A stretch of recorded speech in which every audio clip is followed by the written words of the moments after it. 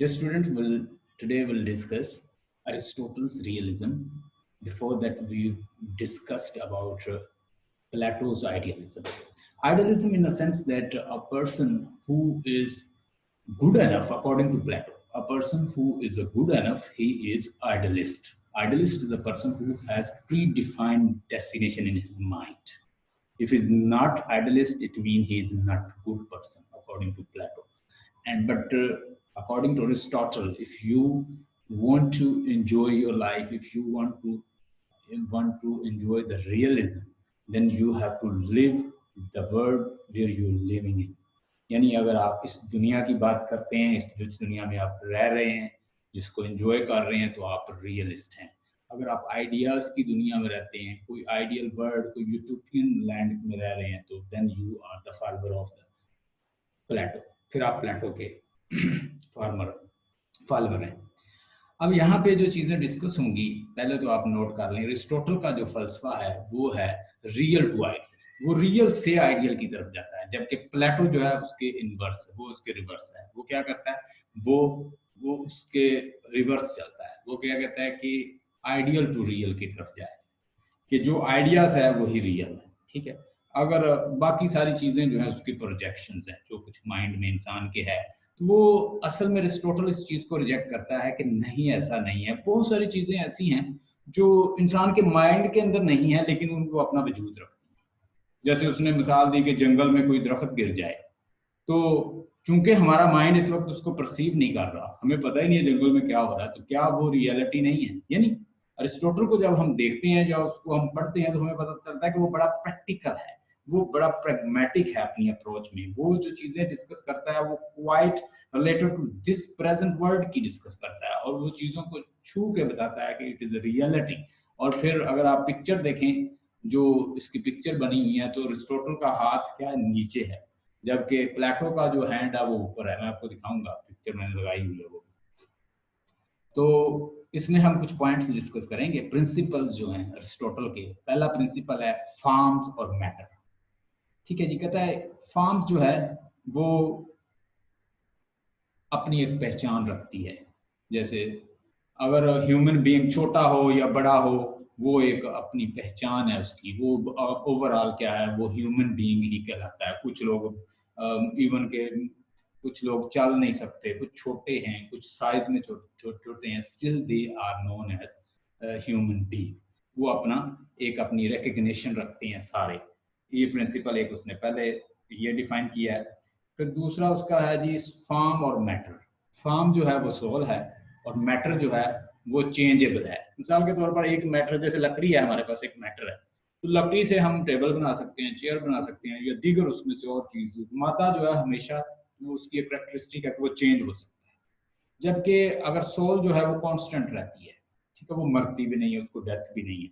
Even के बुल्ले शाह ने भी इसके ऊपर कंसेप्ट दिया है कि हम जो रूह है वो कब कहाँ मरती है, रूह जो है हमेशा रहती है, कांस्टेंट रहती है. तो ये इसका भी कंसेप्ट क्या है, अरिस्टोटल कहता है कि फॉर्म जो है वो कांस्टेंट होती है, और हर सोल का एक पर्पस भी होता है, पर्पस और डिजाइन भी होता है. उसने ये भी एक अपना प्रिंसिपल बनाया. तो कहता है कि हर चीज का एक पर्पस है, वो डिजाइन है उसका और एक पर्पस है. जैसे मैंने वो कंसेप्ट दिया था एसेंशियलिज्म का. वो कहता है कि अरिस्टोटल कहता है कि मिसाल के तौर पर ये पेन है, ये मैं अपनी तरफ से मिसाल दे रहा हूँ, ये पेन है, इसका सेंस क्या है, ये लिखती है. ठीक है. अगर ये लिख नहीं सकती तो हम इसे पेंसिल नहीं कहते. हर चीज उसका एक यूडोनोमिया होता है. उसको कहता है, उसने यूडाइनोमिया का नाम दिया उसको.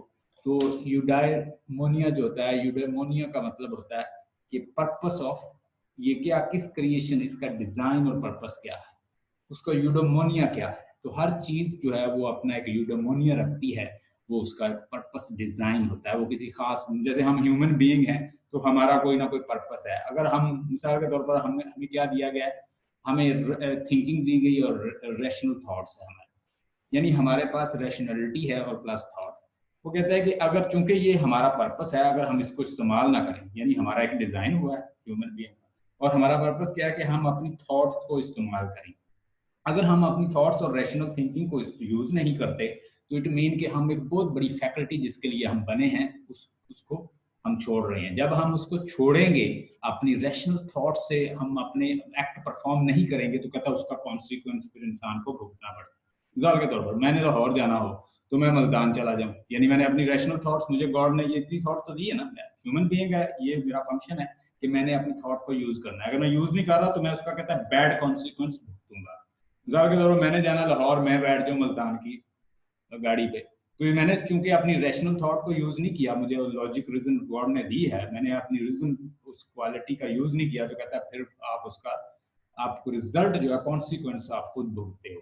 तो यू नीड, यू, चूंकि इंसान जो है वो एक पर्पस, उसकी एक डिजाइन है और साथ साथ उसकी उसका एक पर्पस और उसका डिजाइन, अगर वो पर्पस और डिजाइन के मुताबिक नहीं चल रहा कोई भी चीज हो तो वो अपना फिर क्या करती है, वो उसका रिजल्ट जो है वो खुद फेस करती है। मिसाल के वो फिर मिसालें देता है कि देखिए नेचर जो है वो एक अपने सिस्टमेटिक रूल्स है, मौसम जो है वो अपने एक तरतीब से आते हैं, ठीक है। अब सूरज जो है अपनी जमीन अपनी एक तरतीब से आता है, चांद जो है अपनी तरतीब से निकलता है, यानी कहता है कि हर चीज जो है वो एक पर्पस और उसका वो रीजन को फॉलो करती है, उसके बगैर नहीं चलती। लेकिन हम ह्यूमन बीइंग भी चूंकि हमारी एक डिजाइन हुई है और साथ हमारा पर्पस भी है, अगर हम उसको अपनी जो हमें अता की गई हैं चीजें जो कि नेचर भी फॉलो करती है, अगर हम उसे फॉलो नहीं करेंगे तो ultimately we will face the consequence, ये उसने बताया। उसके बाद ये डिजाइन और पर्पस का उसका कंसेप्ट है। यूडेमोनिया का, eudaimonia the purpose of creation and the logic reason. हर इंसान को क्या होता है कि उसका एक पर्पस, एक उसकी रीजन है और उससे अपना यूडेमोनिया जो है वो तलाश करना चाहिए कि मैं for what purpose I am created, मेरा पर्पस क्या है, मेरे अंदर है क्या।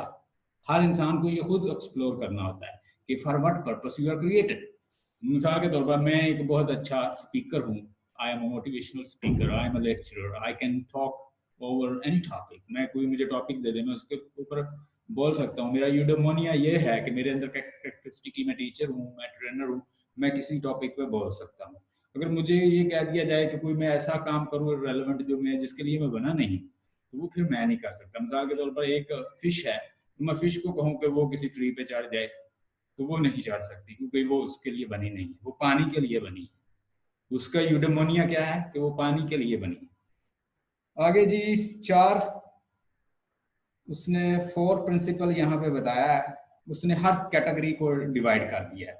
उसने कहा कि एक प्लांट्स जो होते हैं उनकी कैटेगरी है, फिर उसने बताया कि एक एनिमल्स की कैटेगरी है और एक ह्यूमन रैशनल सोल की कैटेगरी। रैशनल सोल में ह्यूमन बीइंग आते हैं और हम रैशनल है, हम क्या रैशनल एनिमल्स हैं। हमें उसने एनिमल कहा, इंसानों को क्या कहा कि एनिमल एक सोशल एनिमल है इंसान, ये अरिस्टोटल ने कहा।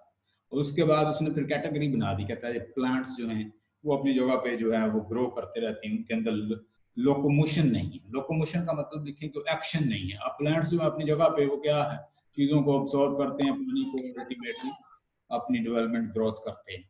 जबकि इंसानों के अंदर क्या होता है, इंसानों के अंदर ये क्वालिटी मौजूद है कि वो ग्रोथ कर सकते हैं, बढ़ सकते हैं, इंसानों वो एक जगह से दूसरी जगह जा सकते हैं, जबकि जो वो प्लांट्स हैं वो अपनी जगह पे खड़े रहते हैं। यानी उसने 3 कैटेगरी बना दी है। उसमें एक में उसने प्लांट्स और इस तरह की चीज़ों को शामिल किया है, वो जस्ट ऑब्जर्व करते हैं चीज़ों को, अपनी नशोनुमा करते रहते हैं। जबकि एनिमल्स जो हैं उनके अंदर लोकोमोशन होता है कि दे कैन मूव, हम एक्शन भी कर सकते हैं, मूव भी कर सकते हैं, और वो रिएक्शन दे देते हैं, लेकिन वो लॉजिक और रीजन को इस्तेमाल नहीं कर सकते एनिमल। जबकि इंसान जो है वो कर सकता है, उसे उसने रैशनल सोल कहा है।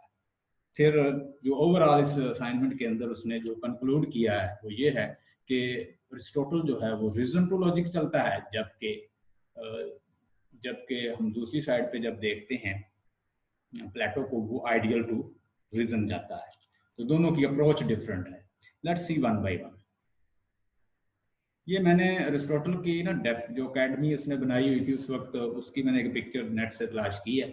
आप देख लें कि वो इस तरह की अकेडमी होती थी। वो एक ऐसा स्कूल था कि वो मूविंग स्कूल था कि इधर से वहां चले गए, वहां से वहां चले गए, या लोग उनके पास आ गए तो खड़े होके जैसे वाज कर दिया, इस तरह पढ़ाते थे वो। तो नीचे देखिएगा, अरिस्टोटल्स रियलिज्म 384 बीसीई में पैदा हुआ है, 322 बीसीई में डेथ हुई है। शायद आपने मेरा लेक्चर जो है मैंने यूट्यूब पे भी आप लोगों के लिए शेयर किया है, वो भी आपने देखा होगा। कैसा मैंने जबरदस्त बनाया, उसके पीछे पिक्चर्स वगैरह भी लगी हुई हैं। Have you seen my lecture on YouTube? YouTube में आपने मेरा लेक्चर भी विजिट किया होगा, उसमें मैंने गाइड किया है। हाँ जी सर, मैंने देखा था वो, तो इस दफा तो कुछ नया ही था, सामने आपकी पिक्चर भी आ रही थी, बैकग्राउंड पे बड़ा जबरदस्त इमेज आ रहे थे, ये कैसे sir? I will tell you later. I have used a new software. I purchased one of software for this. तो उसके बाद अरिस्टोटल्स रियलिज्म 384 BCE में पैदा हुआ है और 322 BCE में उसकी डेथ हुई है। ठीक है जी। और ये एक ऐसा अरिस्टोटल ऐसा एक फिलोसोफर है जो कि एक रियलिस्ट है और रियलिज्म को फॉलो करता है। Born in 384 BC at Stagira. Stagira वो इलाका है जहाँ ये पैदा हुआ, जिसको अल्टीमेटली इसका जो शागिर्द था, नाम था उसका अलेक्जेंडर द ग्रेट, जिसका ये ट्यूटर रहा, उसने उसको क्या कर लिया, ऑक्युपाइड कर लिया। तो उसने पूछा कि आपकी कोई ख्वाहिश है अरिस्टोटल से, कि आप कोई ख्वाहिश बताएं आपकी, मैं बतौर स्टूडेंट आपके लिए क्या कर सकता हूँ। जैसे मुझसे कोई स्टूडेंट पूछे आके, तो मुझसे पूछे कि सर आप बताएं मैं आपके लिए क्या कर सकता हूँ, तो मैं उसे यही कहूँगा कि भाई और ये एकेडमी जो है इसको प्रमोट कर दें। तो उसने फिर क्या कहा आगे से, उसने आगे से यही कहा कि आप ऐसा करें कि मेरा शहर जो है मुझे उससे बड़ी मोहब्बत है, इसे आज़ाद कर। उसने कहा जाओ आज़ाद किया। Son of the physicians at court of the Macedons. Macedonian जो वो इलाका था, वहाँ पे कोर्ट में वो फिजिशियन था, और went to the Plato's academy. और इसका ये बेटा किसका था? एक फिजिशियन का, डॉक्टर का बेटा था, यही जो फिजिशियन वगैरह होते हैं। वेंट टू प्लेटोस एकेडमी, प्लेटो की एकेडमी को इसने ज्वाइन किया, और he was around about 13 year old when his father died. इसके फादर की डेथ होती है, फिर इसकी कस्टडी जो है इसके अंकल के यहाँ चली जाती है, और ये तकरीबन 18 साल का था जब इसने एकेडमी ज्वाइन की प्लेटो की। और वहाँ ये तकरीबन इसकी उम्र जब तक 30 अराउंड अबाउट 30 ईयर होती है, ये वहाँ रहता है। यानी अरिस्टोटल से, प्लेटो से ये क्या सीखता है? Logic, reason, geometry, biology, botany, इस तरह के सब्जेक्ट, मेटाफिजिक्स, इस तरह का नॉलेज हासिल करता है। क्योंकि ये बहुत इंटेलिजेंट था और अपने मास्टर को भी बहुत ज्यादा क्वेश्चन करता था, तो अक्सर वो कहता था, प्लेटो कहता था कि तुम स्टार हो हमारी एकेडमी के। लेकिन ये उस वक्त बड़ा मायूस हुआ जब प्लेटो की डेथ के बाद उसकी जो डायरेक्टरशिप है वो किसको, उसके भतीजे को चली जाती है, वो इसे नहीं मिलती। So he was very disappointed. Ultimately, he joined one of job. He was offered a job by the Philip II, and he said that you should teach my son Alexander the Great. तुम Alexander को पढ़ाओ। तो फिर ये उसकी offer जो है select कर लेता है, और उसके बाद ये अपना स्कूल भी बना लेता है, लाइसियम स्कूल, और उसमें ये लोगों को क्या डोर टू डोर जाके, ये मूविंग स्कूल होता है, ऐसा स्कूल इसने बनाया। जैसे ये अलेक्जेंडर को पढ़ाने जाता है, ऐसे लोगों को ये टीच करता है। उसके बाद remained there until Plato's death in 347 BC, यानी जब तक प्लेटो की डेथ नहीं होती तो ये एकेडमी को ज्वाइन रखता है। Called by the Philip II to educate his son Alexander the Great।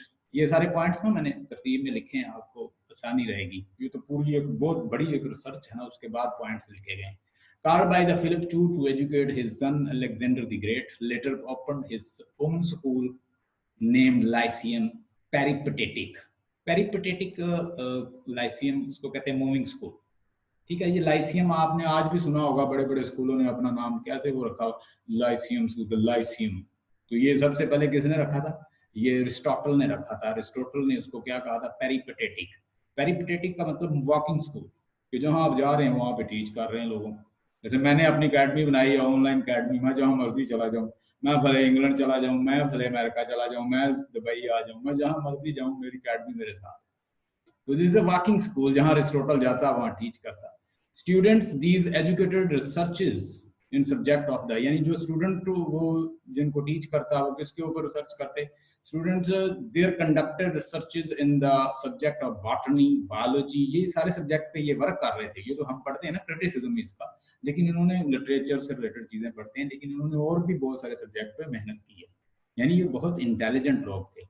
Biology, logic, music, mathematics, astronomy, medicine, arts, metaphysics, psychology, यानी so on and so forth. इसके अलावा और भी बहुत कुछ है जो अरिस्टोटल का बच नहीं सका, हमारे पास नहीं पहुंचा क्योंकि वो एंशिएंट टाइम था। बहरहाल इन्होंने इन चीजों में मेहनत की है। दे वर आस्क्ड, वो कहते हैं ना कि फलसफा जो होता है ना वो मरता नहीं है। फलसफा जैसे वो कहते हैं रूह जो है वो हमेशा रहती है। फिर वो प्लेटो की बात जो है वो सच साबित होती है कि आइडियाज जो है वो किसी ना किसी शक्ल में जिंदा रहते हैं। आइडियाज की दुनिया वो कहता है फॉरएवर है, बाकी हर चीज वो कहता है कि माइंड और बॉडी जो है वो डिफरेंट चीजें हैं। जबकि अरिस्टोटल कहता है कि माइंड और बॉडी वो कहता है कि डिफरेंट चीजें हैं, जबकि अरिस्टोटल ये कहता है कि ये दोनों सेम है। यानी पहले चीज जो है वो सेंसेस में आती है, फिर अल्टीमेटली वो इंसान पहले बॉडी में आती है, तो फिर ही आगे जाती है ना आइडियाज में। तो वो असल में इन दोनों को सेम मानता है अरिस्टोटल। अरिस्टोटल का फलसफा जो है वो बड़ा रियलिस्ट लगता है, जबकि वो कहता है कि नो, माइंड और चीज है, आइडियाज और चीज है, बॉडी और चीज है। वो आगे उनको मजीद डिसेक्ट कर देता है, डाइसेक्शन में ले जाता है प्लेटो। प्लेटो ज्यादा क्या यूटोपियन है, आइडलिस्ट है, आइडियाज को वो रियलिटी समझता है। और जबकि देखा जाए तो ऐसे ही बॉडी तो फना हो जाती है। हमें ये दोनों फिलॉसफीज जो हैं, हमें इन दोनों को ही मान के आजकल जो लोग हैं इन दोनों को फॉलो करके चलते हैं। Students are conducted researches in the subject of the botany, biology, logic, music, mathematics, astronomy, medicine, art, metaphysics, psychology.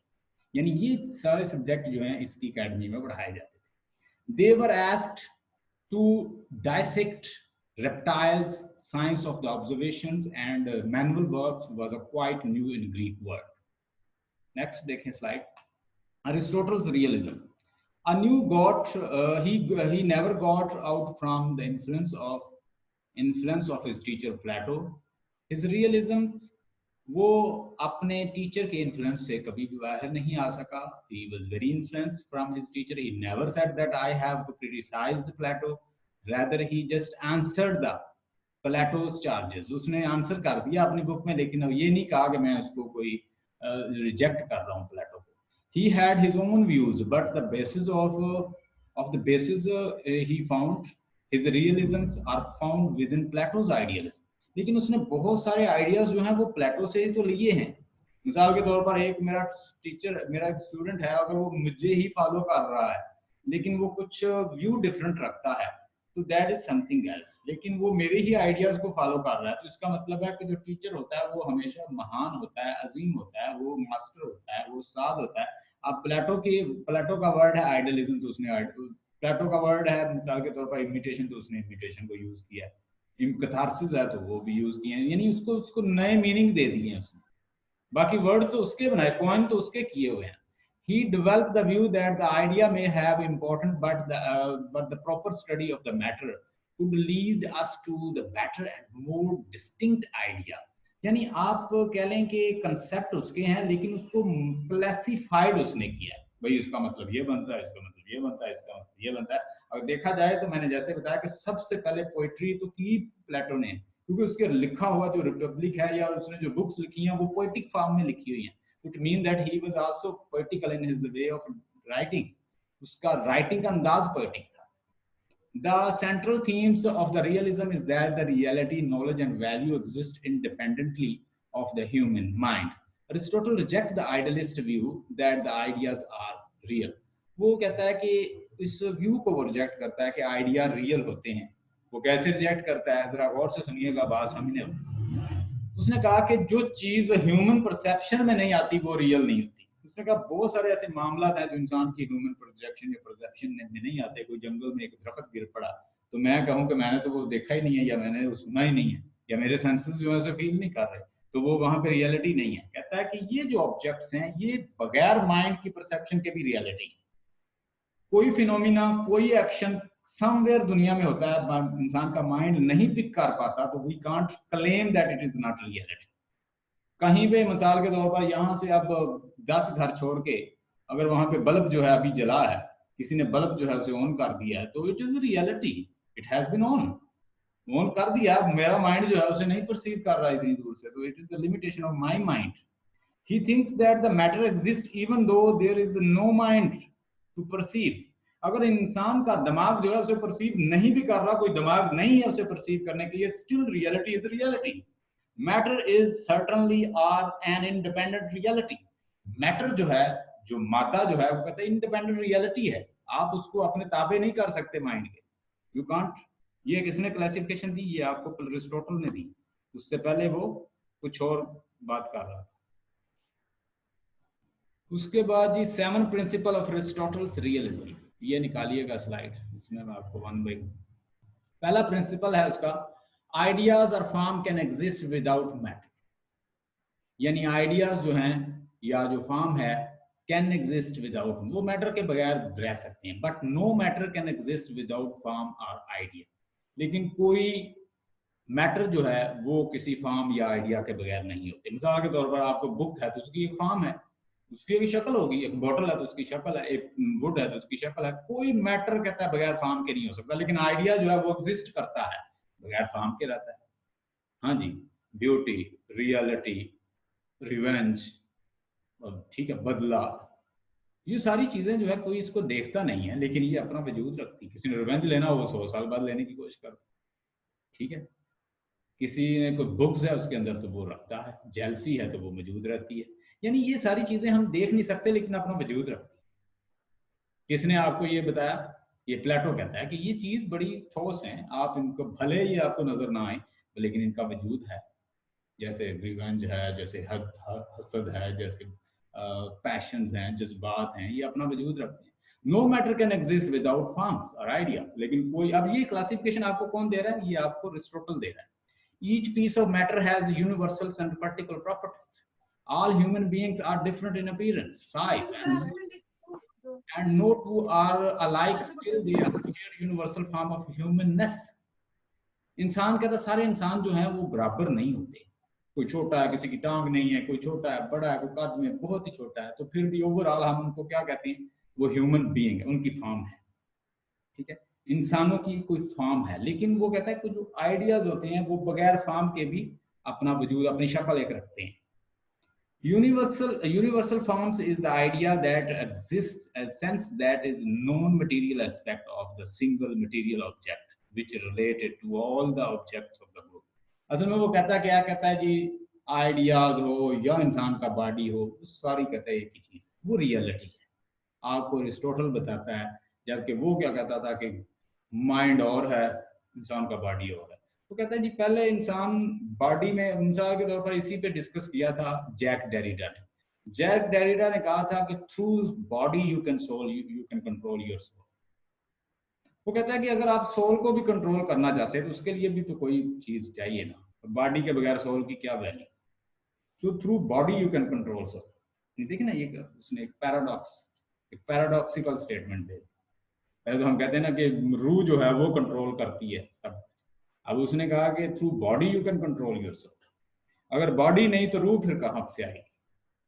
अब अरिस्टोटल ने आपको क्या कह दिया कि ये दोनों चीजें एक हैं, माइंड और बॉडी कहता है एक है, वो कहता है नो डिफरेंट। प्लेटो कहता है ये बहुत बड़ा डिफरेंस है फलसफे लेवल पे, अगर इसको देखा जाए एक लगा, एक डिफरेंट फलसफा है ये। Aristotle defined various concept on the basis of the universal form.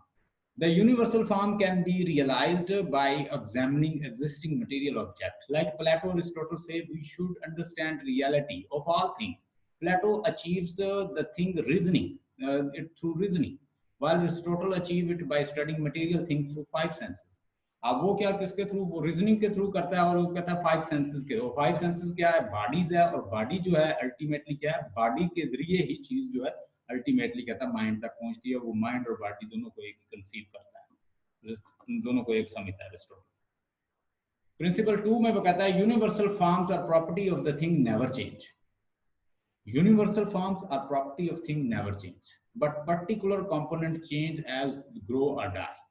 He believes that the form is constant, के रूह जो होती है वो कांस्टेंट होती है, but matter is always changing. Matter बदलता रहता है। किसका मानना था? Aristotle. He describes form as the soul, वो फॉर्म कहता है सोल को, and tells the soul has a purpose, और हर सोल का कोई ना कोई पर्पस होता है। यानी कोई सोल मौजूद है, कोई फॉर्म मौजूद है, तो उसका कोई फंक्शन है, उसका कोई पर्पस है। तो इंसान को क्या चाहिए? इंसान के बारे में कहता है he should find his eudaimonia, उसको अपना पर्पस ऑफ नॉलेज, उसको अपना फाइंड करना चाहिए कि उसका eudaimonia क्या है। He has to find himself. Principle 3.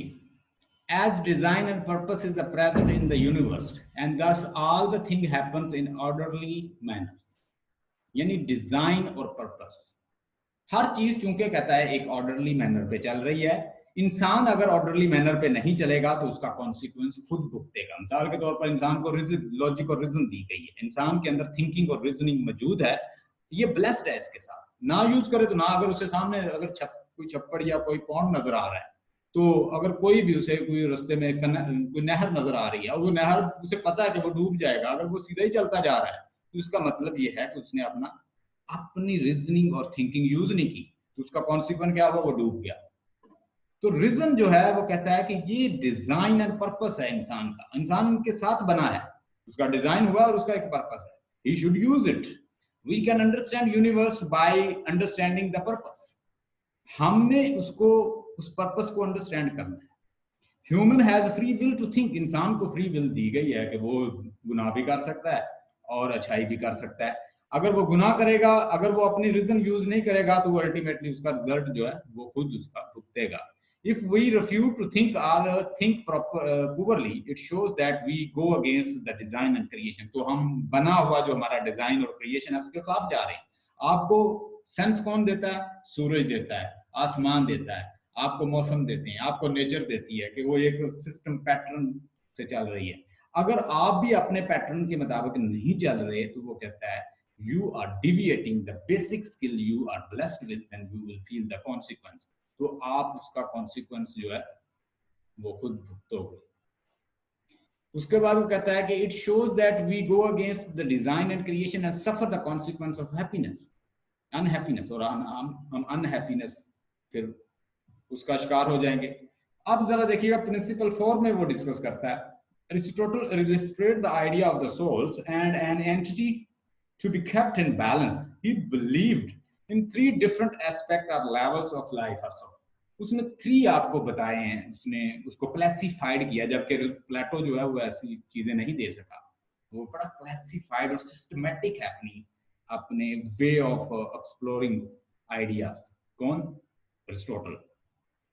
Vegetative souls और प्लांट्स लाइफ, प्लांट की लाइफ उसने बताई कि प्लांट ग्रो करता है, कुछ नहीं करता, न्यूट्रिटिव फैकल्टी है उसके अंदर।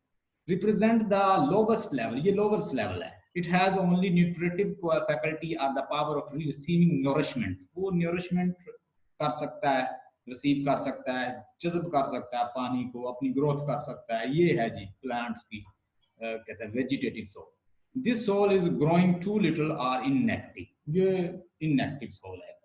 उसके बाद वो कहता है कि इन एनिमेट, यानी एनिमेट सोल और एनिमल लाइफ। अब एनिमल और एनिमेटिव सोल कौन सी है? एनिमल सोल लाइफ कौन सी है? एनिमल की लाइफ के अंदर ये है कि वो लोकोमोशन मौजूद है, उसके अंदर मूवमेंट मौजूद है। It represent the other extreme, too much anger है इसके अंदर। अब कभी आपने देखा हो, कभी भैंस जो है वो अगर उसे गुस्सा आता है तो वो क्या करती है, यानी ये सोल इसके अंदर क्या है कि इसके अंदर एक्सट्रीम लेवल पे एंगर है, एक्सट्रीम लेवल पे हॉस्टिलिटी है, गुस्सा आ गया तो कहीं सर मार दिया। तो एनिमल्स की ये कैरेक्टरिस्टिक है, ये उसकी soul. It has faculty of nutrition, ये न्यूट्रिशन भी है इसके अंदर फैकल्टी, परसेप्शन भी है, डिजायर भी इनके अंदर होती है, और पावर ऑफ लोकोमोशन भी है इनके अंदर। They can move, they can run, they can go here to there, and they can always they can cause extreme anger, hostility.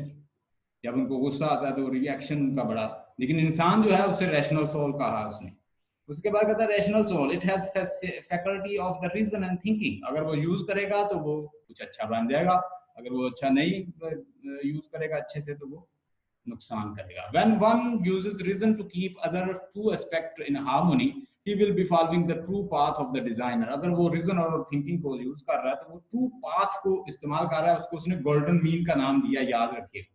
This ideal state is known as, इस ideal state को उसने कहा कि golden mean, it's called golden mean, and is achieved through the education। और ये achieve होती है education के थ्रू। अगर आप अपनी थिंकिंग और रीजन को यूज करना चाहते हैं तो you need to acquire golden mean. Golden mean is ultimately achieved through education।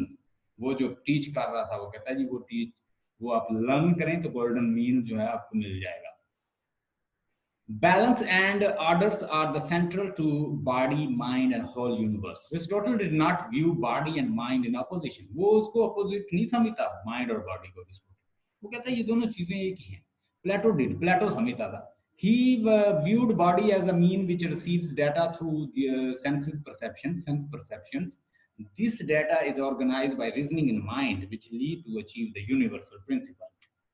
हाँ जी, आपको समझ आ गई कि वो, जबकि वो उसको सेपरेट समझता था, लेकिन वो उसको क्या करता है, वो कहता है ये दोनों सेम है। उसके बाद matter and ideas are aspect of the same things.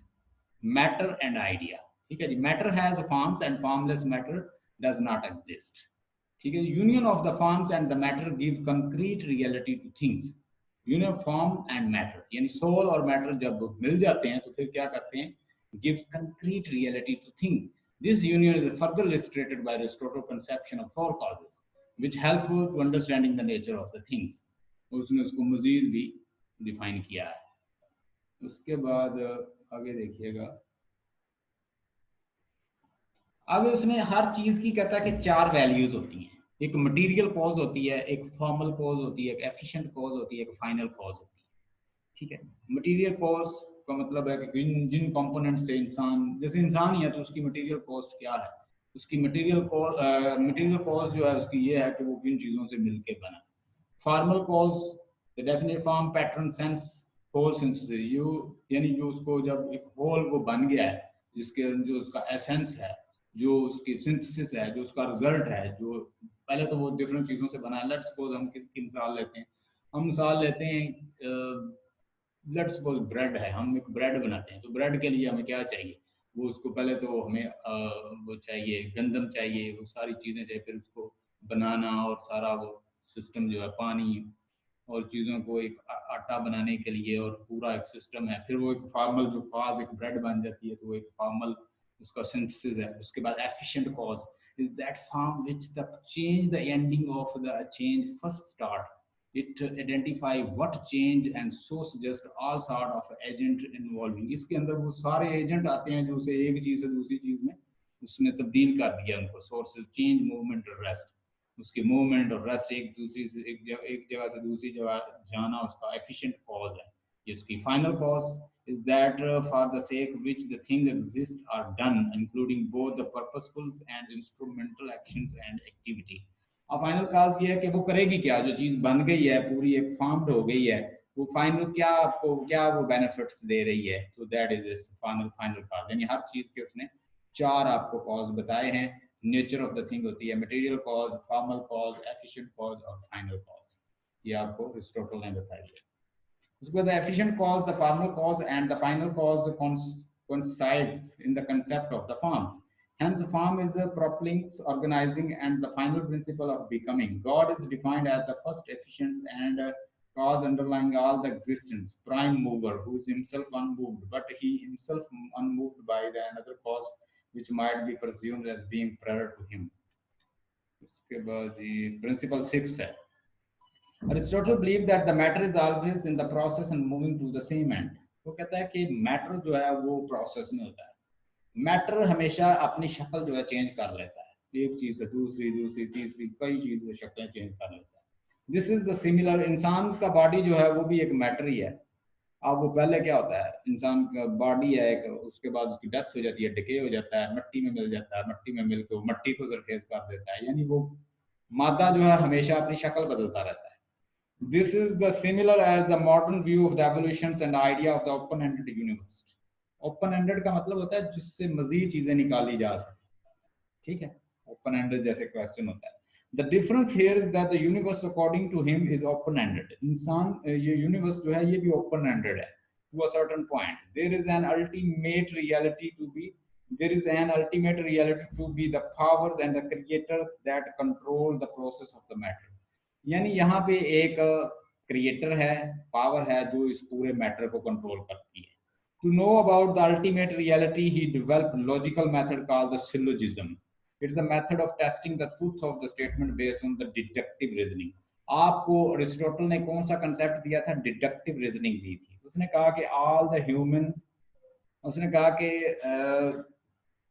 the humans are mortal, Socrates is a man, so उसने डिडक्टिव क्या उसे क्या निकाला कि all the humans, ये देखें, ये all the humans are mortal, Socrates is a man, so Socrates is a mortal।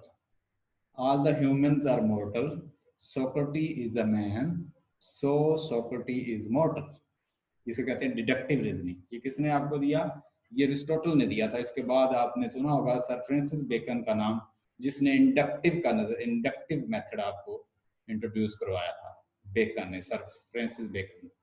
ठीक है, तो नेक्स्ट देखिएगा।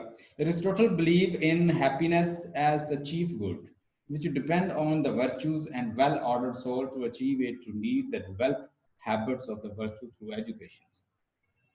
इसके बाद ये हमारी असाइनमेंट जो है वो कंप्लीट हो गई। अब ऐसा करें कि अगर आप देखें अपनी book, Aristotle's defence of poetry जो है ये निकाल दें। यही चीज़ें क्योंकि सर रिलेट करके मैं इसलिए समझाता हूँ कि ताकि समझ आ जाए इसकी। इसमें हम देखेंगे पेज नंबर है मेरे पास 28 पेज को अगर आप ओपन करें तो उसमें लिखा है Aristotle defence of poetry. Aristotle ने पोइट्री का डिफेंस जो है वो किस बेस पे दिया है वो हम देखते हैं। ओपन कीजिए इसको please, open it. Sir ji sir अगर मैं आपसे आपकी राय पूछूं कि आप किसके साथ, यानी आप किसके साथ एग्री करते हैं, प्लेटो के साथ या अरिस्टोटल के साथ, तो आप अपना जवाब क्या देंगे सर? बड़ा अच्छा